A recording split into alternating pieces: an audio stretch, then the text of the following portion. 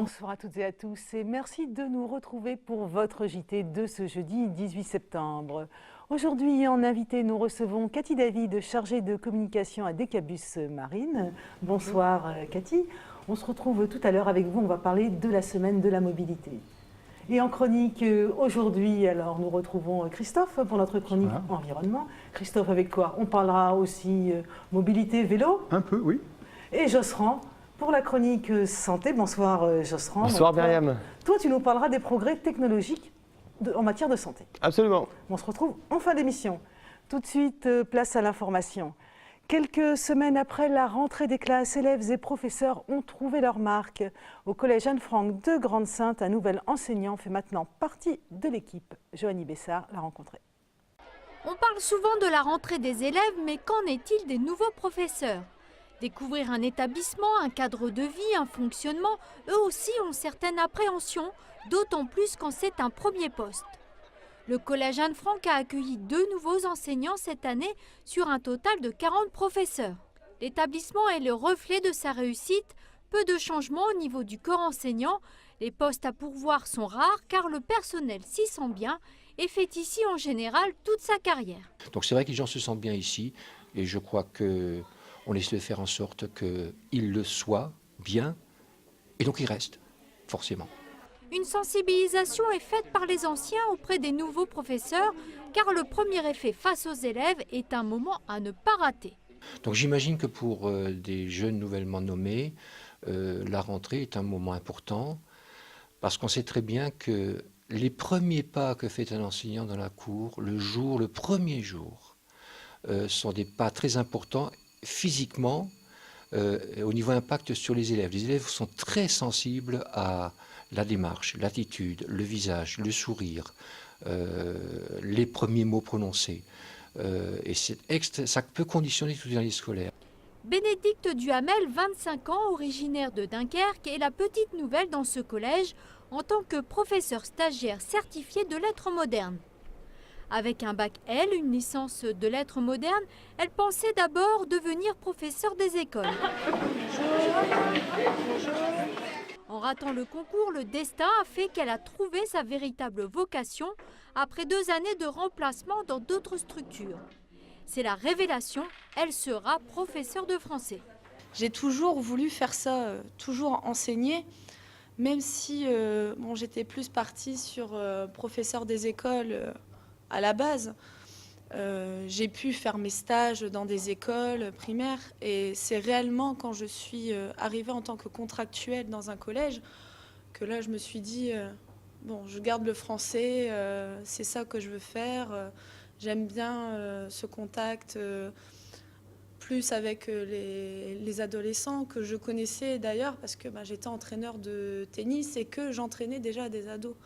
Donc après, ça vient, et puis plus une spécialité dans le français également. Elle suit bien sûr le programme de l'éducation nationale, mais y ajoute sa touche personnelle en apportant des faits contemporains au texte classique afin de capter encore plus l'attention des élèves. Pour moi, le premier objectif que j'ai avec les élèves, c'est avant tout qu'ils aiment venir en français, que ça ne soit pas une corvée. On a cette idée du français qui est grammaire, conjugaison, lecture obligatoire, ce genre de choses qui n'est pas forcément, ça ne représente pas réellement la matière. Une application et une attention payante déjà en début d'année avec des classes attentives et participatives. Bénédicte le sait, il n'y a pas de poste pour elle l'année prochaine au collège Anne-Franck, mais une chose est sûre, sa carrière a bien démarré et lui promet de belles années. À la maison Éco de Grande-Synthe, l'atelier de l'Université populaire accueille régulièrement des professionnels de l'environnement. Hier, c'est un spécialiste du compostage qui est intervenu. Le Centre permanent d'initiative à l'environnement Flandre-Maritime est une association qui gratuitement fait la promotion, la sensibilisation et l'éducation à l'environnement pour le grand public en partenariat avec la communauté urbaine de Dunkerque. Régulièrement, la structure propose des rendez-vous sur l'agglomération qui, depuis ces dernières années, connaît un réel succès. Le fait de sensibiliser les gens, d'en discuter un peu à droite à gauche, le bouche à oreille, je pense que les gens ont je mettrais ça sur le coup de la conscience écologique qui est quand même grandissante. On voit qu'on est quand même sur une volonté de mieux consommer, de mieux vivre, voilà, de retour un peu aux bases naturelles de consommation. Ce jour-là, un guide composteur explique les bases d'un bon compost. C'est bénéfique non seulement pour la réduction de ces déchets, c'est bénéfique pour pouvoir enrichir son sol, c'est bénéfique pour l'environnement. Donc on est sur du... je ne vois pas d'inconvénient particulier à faire du compost, pas du tout. Il donne toutes les informations sur la manière de mettre en place un compost, de l'utiliser et de sensibiliser les personnes à la réduction de leurs déchets et le travail d'un jardin au naturel sans pesticides. J'aimerais passer beaucoup plus de temps dans mon jardin et tout ce qui concerne la protection de la nature m'intéresse. Je pense qu'on est dans une région, au regard des usines qui sont à côté de nous, qui avons besoin justement de protéger notre végétal et notre cadre de vie. Et ce qui est fait sur Grande-Synthe me convient beaucoup parce que je pense que c'est aider chaque citoyen à prendre des gestes qu'on peut avoir perdus. Et je trouve que l'atelier est très bien fait. Il donne vraiment les réponses aux questions que j'attendais et je trouve ça vraiment intéressant. Après une formation sur le terrain, les participants sont repartis avec un guide complet. De plus, un formulaire sera transmis directement à la CUD. Ainsi, dans quelques semaines, ils recevront chez eux gratuitement un composteur et ainsi mettront en pratique leurs connaissances et feront un geste non négligeable pour l'environnement. Maintenant, nous allons parler mobilité avec notre invitée Cathy David. Alors, Cathy David, Décabus Marine, la semaine de la mobilité, c'est un événement pour vous. Chaque année, vous participez à cette semaine? Tout à fait. Alors, bonsoir Myriam déjà. Et puis, effectivement, la semaine de la mobilité, donc en tant que transporteur public, c'est notre rôle, bien sûr, d'être acteur de cette semaine, d'y participer. Et donc, depuis son existence, on a toujours essayer avec les différents partenaires et donc bien sûr de mettre en place des actions différentes pour montrer aux habitants de la communauté urbaine les solutions diverses en matière de transport sur l'agglomération. Bien sûr, cette semaine de la mobilité est pilotée par la communauté urbaine de Dunkerque qui réunit chaque année donc, les différents partenaires sur ce sujet. D'accord, alors cette année il y a un temps fort, c'est samedi. Oui, tout à fait. Alors, c'est samedi 20 septembre, donc on a un temps fort qui est la présence de Décabus sur le marché de Dunkerque, donc place Jean-Bart, en plein cœur du marché. Donc nous serons présents bien entendu pour donner de l'information transport, réaliser des cartes d'abonnement, mais nous proposerons aussi l'abonnement Décavélo à 5 € et nous proposerons également des semaines d'essai gratuites pour les personnes désirant tester le bus pour pouvoir justement... il y a encore des gens qui n'ont pas pris le bus? Oui, il y en a encore quelques-uns. Il y en a encore quelques-uns pour diverses raisons. Et donc, effectivement, ces semaines gratuites, c'est l'occasion pour eux de tester et de voir si le bus répond à leurs problématiques de déplacement. En parallèle, donc, tout le réseau, ce samedi 20, sera à 1 €. Donc, les tickets seront en vente auprès des conducteurs de bus. D'accord. Est-ce qu'on peut rappeler un petit peu le fonctionnement de Décabus au quotidien pour les usagers? Comment ça marche? Alors, Décabus au quotidien, donc Décabus, c'est le réseau de transport de la communauté urbaine de Dunkerque. Donc, on dessert l'ensemble des communes de la communauté urbaine de Dunkerque avec différentes lignes.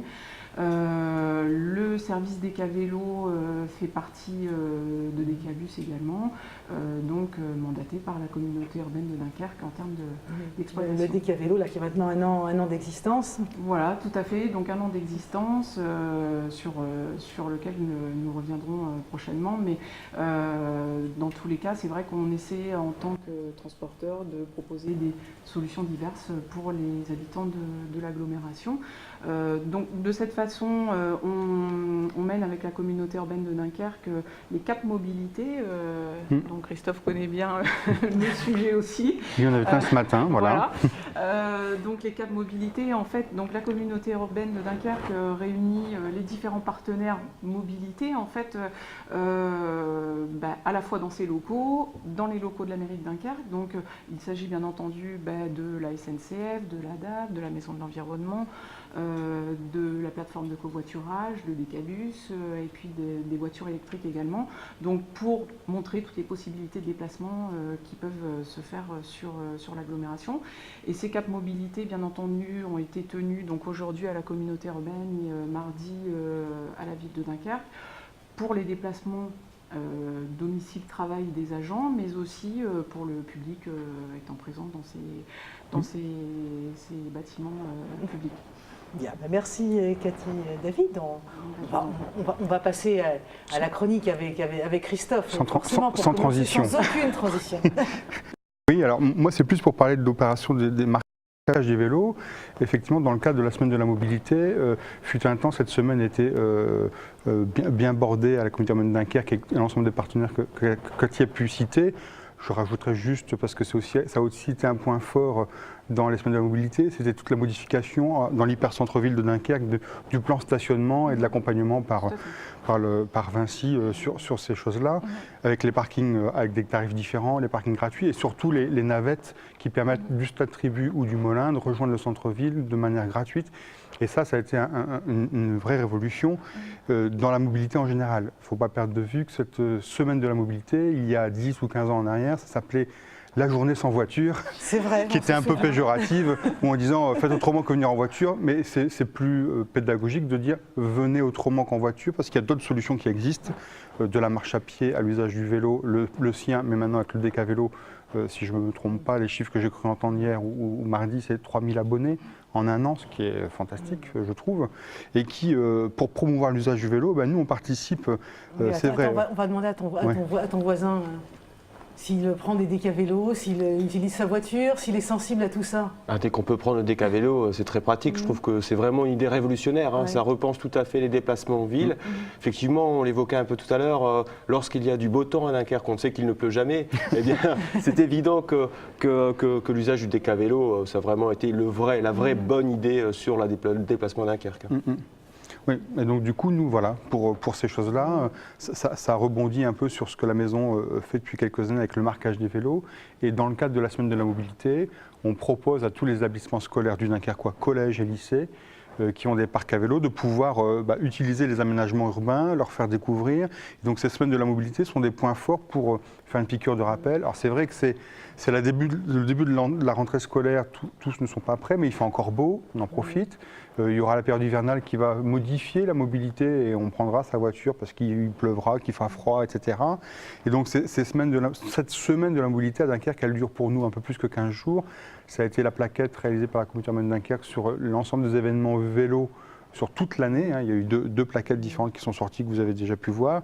Et puis, pour marquer encore un peu plus l'opération, en même temps que Decabus et Decavélo sont samedi sur le marché, il y a un événement qui s'intitule Dunkerque le Frincouk à bicyclette, qui est donc la matinée avec un village vélo à Paul-Machy, à Rosendal, puisqu'ils vont inaugurer le premier tronçon de véloroute voie verte. Donc véloroute, voie verte, c'est une compilation de deux choses. Des véloroutes sont des tronçons cyclables et réservés aussi aux cyclistes, et des voies vertes sont réservées aux piétons, cavaliers et autres modes de transport sans moteur. Et donc lorsqu'on parle d'une véloroute voie verte, c'est qu'on combine à la fois la piste cyclable traditionnelle et à la fois le partage de la voirie avec les autres usagers piétons, les personnes en roller, les trottinettes, des cavaliers, si tant est qu'il y en a qui voulaient passer à travers la ville à cheval.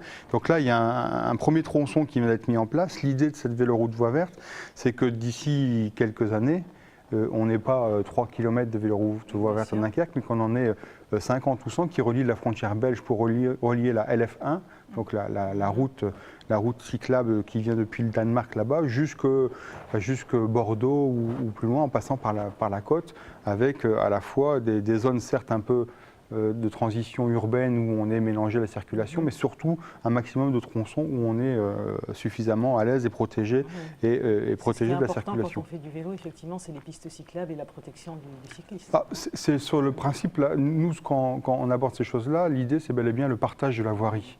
Il y a plusieurs écoles, j'oserais presque dire que moi je suis dans la deuxième école, c'est-à-dire qu'il y a l'école de ceux qui veulent des protections, des vélos voie route, enfin véloroute voie verte, pardon, pistes cyclables, bandes cyclables, tout ça, de partout. sauf que c'est difficile d'avoir la bande cyclable qui démarre de chez soi jusqu'à son lieu de travail, mais c'est ce que certains aimeraient.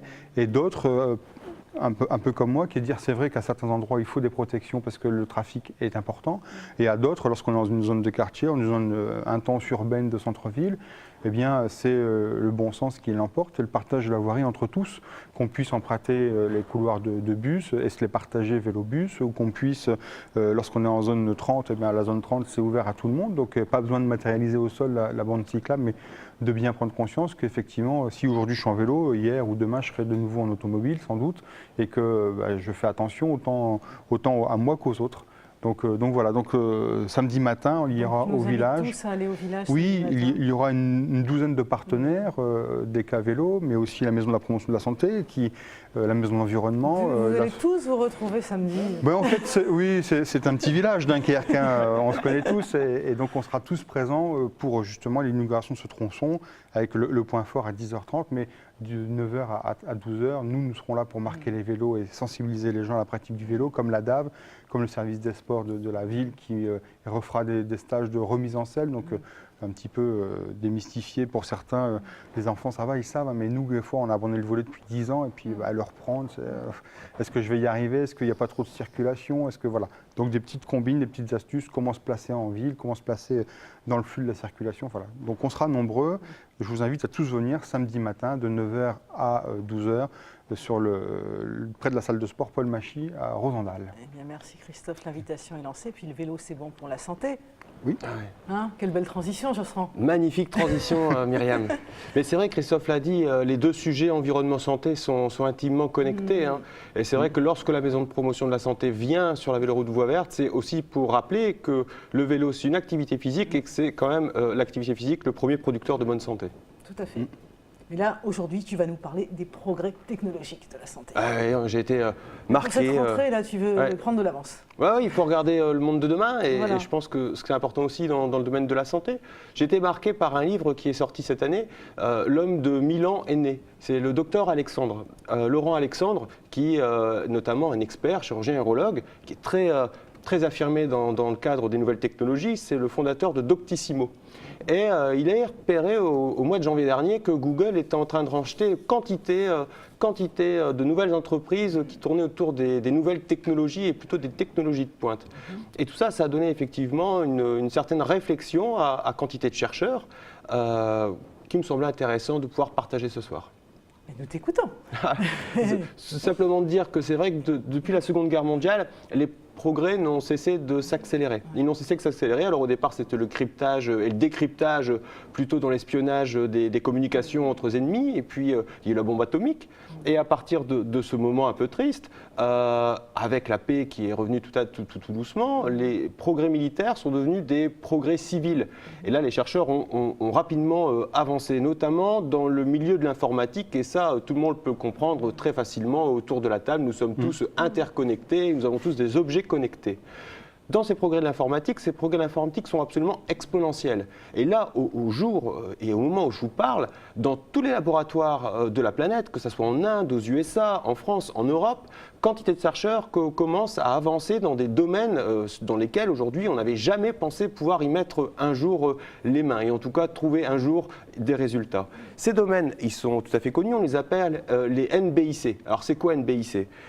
C'est les sciences cognitives pour les neurones, c'est-à-dire qu'on va au plus petit, on va aux neurones, c'est-à-dire qu'aujourd'hui on sait travailler sur le neurone sans trop de difficultés, je pense notamment aux problématiques type Alzheimer. On sait travailler l'informatique avec les bits, ça veut dire qu'aujourd'hui on sait créer de la donnée, on sait faire de la data, il n'y a pas de difficulté là-dessus. On travaille la biotechnologie, on sait travailler les gènes, c'est-à-dire qu'on peut aujourd'hui sans difficulté travailler votre code génétique sans trop de difficultés, et puis aussi on est dans les nanotechnologies, et là on va travailler l'atome. Alors, tout ça, c'est bien de se dire qu'il y a plein de chercheurs qui travaillent là-dessus. Mais alors, comment ça se concrétise au jour le jour ? Déjà, aujourd'hui, je l'ai dit, on est tous avec des objets interconnectés les uns et les autres. Il y a déjà des premières applications. On sait qu'il y a des applications santé qui existent. Les premières qui ont été assez démocratisées, c'est notamment toutes les applications de running pour faire du sport, où on avait effectivement des coachs virtuels qui nous aidaient à, dans nos distances, progresser dans la distance et augmenter notamment nos capacités cardiovasculaires à être le plus longtemps en bonne santé. Donc ça a été les premières innovations. Dans ces innovations, depuis depuis 2012, il y avait à peu près 8000 applications santé qui existent. Aujourd'hui, en 2014, il y en a 100 000. Ce qui veut dire que vraiment, c'est un territoire technologique en pleine expansion. Tout le monde s'y met, quel que soit l'OS, quel que soit le porteur informatique, tout le monde s'y met. Et c'est l'un des vecteurs les plus forts, les plus marqués aujourd'hui en termes d'évolution. Les nouvelles technologies et la santé sur les applications. Alors ça, c'est intéressant aussi, et tout simplement pour se dire que dans ces nouvelles technologies qui ne cessent d'arriver, on a vu notamment dans les pubs marketing, sans donner de marque, l'avènement de nouvelles lunettes. On a vu des nouvelles lunettes qui apparaissaient, on va le dire, on peut le dire, on ne veut pas faire de publicité, mais c'est les Google Glass qui viennent d'apparaître. On peut se demander pourquoi ces Google Glass arrivent aujourd'hui dans ce champ de la santé. Rapidement, des chirurgiens new-yorkais ont commencé, avec l'accord des patients, à opérer en direct et en multidiffusion sur le globe des opérations en direct. Ce qui fait progresser la recherche et qui fait progresser de nouvelles innovations en matière de santé, notamment en matière de robots et de santé. Je vais prendre un exemple très concret. Le CHD a un robot, tout le monde le sait, de chirurgie. Et au jour où je vous parle, il y a à peu près une trentaine d'interventions qui sont faites à distance à partir du robot du CHD. Tout ça, ça questionne aussi l'économie de la santé, évidemment, derrière. Et c'est le sens dans lequel aujourd'hui une nouvelle technologie apporte la santé. On peut se dire aussi, pour avancer un petit peu, que nous sommes aussi sur on va traiter les déficiences. On peut parler de surdité. Aujourd'hui, on sait que les personnes qui avaient des difficultés auditives avaient des appareils. Aujourd'hui, on va beaucoup plus loin. On va beaucoup plus loin, c'est-à-dire qu'il y a des implants qui vont directement se mettre dans la zone du cerveau qui correspond à l'audition. Et ce qui est extraordinaire, c'est une vraie avancée pour les personnes en déficit auditif. La vraie avancée, c'est qu'effectivement, elles entendent mieux que nous aujourd'hui. Et elles vont même entendre des sons et des infrasons ou des infrabasses que nous n'entendons pas, nous qui pouvons avoir, je dirais, une audition normale, si le mot normal veut dire quelque chose. Dans le domaine de la cécité, ça marche exactement de la même façon. C'est-à-dire que dans le domaine de la cécité, on va le voir aussi, il y a maintenant des implants qu'on peut le mettre directement sur les capacités rétiniennes de l'œil, qui vont aussi correspondre au cerveau. Et aujourd'hui, des aveugles arrivent à avoir des formes, en noir et blanc pour commencer, mais on sait que ces progrès vont être exponentiels aussi. Ça, c'est quand même extraordinaire. Vous voyez, c'est tous les mythes qui tombent, les personnes en surdité qui entendent, les aveugles qui peuvent voir.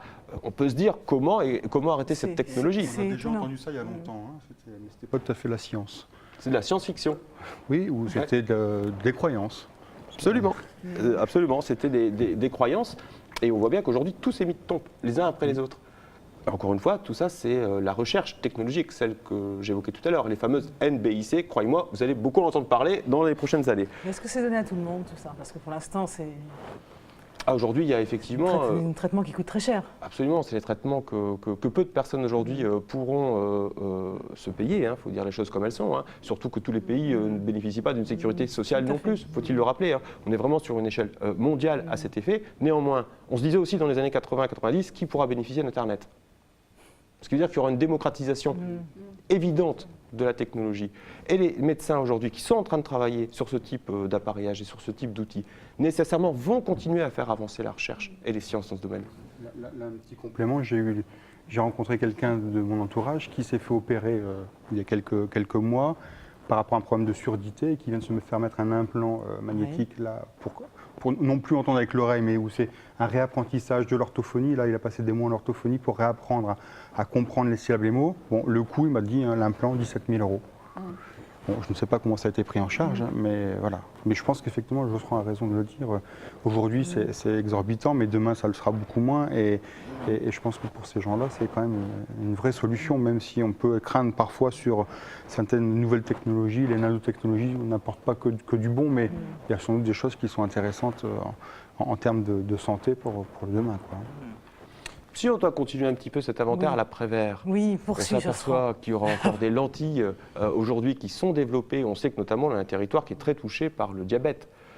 Et notamment, c'est tout le suivi du diabète qui pose des difficultés. Aujourd'hui, Google, toujours Google, vous voyez, on parle toujours de Google finalement, qui investit beaucoup. Et sur une recherche avec le laboratoire Novartis, qui s'y connaît très bien dans les milieux oculaires, pour développer une lentille qui, à partir de vos larmes, détectera votre niveau de glucose dans le sang. Et donc, forcément, votre prévalence ou pas à avoir une crise de diabète ou pas, tout simplement. Et donc ça, c'est des choses qu'il faut avoir en tête. grand champ aussi thématique qui va être bouleversant pour le médico-social, mais qui va vraiment bouleverser la donne, c'est tout ce qui va toucher au handicap dit moteur. C'est-à-dire qu'aujourd'hui, on est sur la base d'exosquelettes. C'est-à-dire que des paraplégiques qui ne pouvaient pas marcher, aujourd'hui marchent et pourront se mouvoir dans l'espace sans trop de difficultés. Imaginez pour la personne le fait de se retrouver en position verticale, de pouvoir être dans un vis-à-vis avec d'autres et de pouvoir retrouver la vie en société. Enfin voilà, il y a vraiment des choses là qui sont encore une fois en train d'exploser. Sur les prothèses, pareil, avant, lorsque quelqu'un malheureusement perdait un membre, on lui mettait une prothèse dite statique. Aujourd'hui, on est sur des niveaux de robotique absolument extraordinaires où la prothèse accompagne complètement le mouvement, où c'est encore une fois les sens et les nerfs qui dirigent directement la prothèse. C'est-à-dire que des gens en prothèse, aujourd'hui, sur certains forums qu'on dit aux États-Unis iWalk, c'est-à-dire que c'est une marque vraiment très avancée sur les prothèses en robotique, aujourd'hui, la personne joue au football avec sa prothèse. Des choses qu'on ne pouvait même pas imaginer encore il y a 10 ans. Et ça, c'est en pleine, parfaite évolution. Vous dire aussi, allez, un petit cocorico français, hein, le cœur artificiel. Il y a eu une première tentative de transplantation d'un cœur complètement artificiel qui s'est faite et qui avait échoué. Là, je peux vous le dire, l'info est sortie. Il y a un deuxième cœur artificiel, là, il y a 3 semaines, qui a été transplanté du côté de Bordeaux. Pour l'instant, ils ne veulent pas trop communiquer dessus, mais en toute occurrence, on va avancer encore dans ce domaine des organes artificiels que l'on pourra tout simplement, en cas de déficit, eh bien, se mettre en place. On sait qu'aussi pour les reins, eh bien, c'est le futur organe artificiel aussi qui est actuellement travaillé. On sait que c'est effectivement des choses très importantes. Ce qui nous amène à Google. Pourquoi je parlais de Google ? C'est incroyable. Hein, et ben Google aujourd'hui, c'est clairement le provider de toutes ces nouvelles sciences. Bizarrement, ils se sont mis à investir. Ils ont les meilleurs chercheurs du monde, ils ont réinvesti dans les meilleures entreprises de robotique. Et preuve, leur dernière acquisition qu'ils ont réalisée, c'est notamment une cuillère qui, pour les malades de Parkinson, qui évite les tremblements. Ce qui, et encore une fois, sera une véritable révolution pour ces personnes dans ce domaine. Alors on peut se questionner pourquoi Google investit autant dans ce domaine. On peut légitimement se confondre pourquoi les GAFA, alors c'est qui GAFA ? Google, Apple, Facebook, Amazon, qui sont vraiment les maîtres de l'Internet aujourd'hui, investissent en masse dans ces domaines de recherche et de prévision. Et ça sera un vrai débat pour le XXIe siècle. Voilà un petit peu ce que je pouvais vous dire aujourd'hui sur la santé et les futures problématiques et les futurs bienfaits de la santé. Merci beaucoup Jostran, merci à tous. Il est temps de conclure cette émission. On a déjà débordé du timing imparti. Merci de votre venue sur le plateau. Merci à vous de nous avoir suivis. Très bonne soirée à toutes et à tous et rendez-vous demain pour un nouveau JT.